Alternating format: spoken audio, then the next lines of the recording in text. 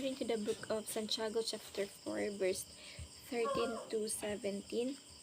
Kaguruganda sa ni mga kapatid. This is sa nabasa ko ini siya kagabi sa akong daily devotion. Na-bless po talaga ako kag sabi this title san is huwag magmalaki.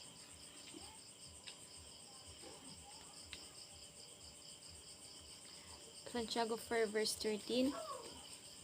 Makinig kayo sa akin, kayang nagsasabi ngayon o bukas ay pupunta kami sa ganito at ganoong bayan at isang taon kaming mananatili roon.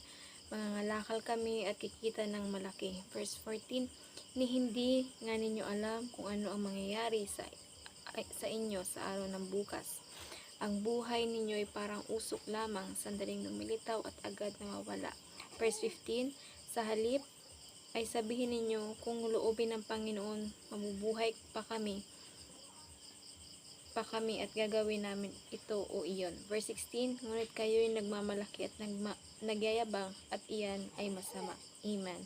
Verse 17, ang nakakaalam ng mabuti na dapat niyang gawin ngunit hindi ito ginagawa ay nagkakasala.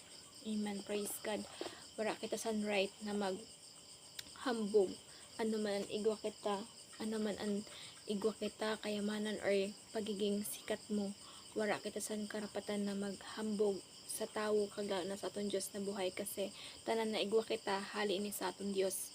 Tanan na anan igwa kita na bagay tanan na ipinagkatiwalaan ni Lord sa aton. Kaya wala kitang karapatan po na maghambog sa adlaw sa buwas sapagkat dili ta aram kung ano mangyayari sa ato sa adlaw sa buwas. Tanging si Lord lang ang nakakaaram sa tanan.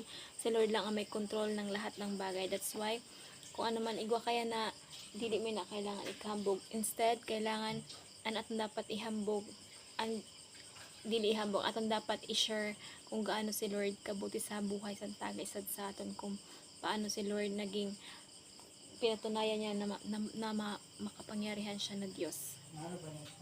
God bless everybody.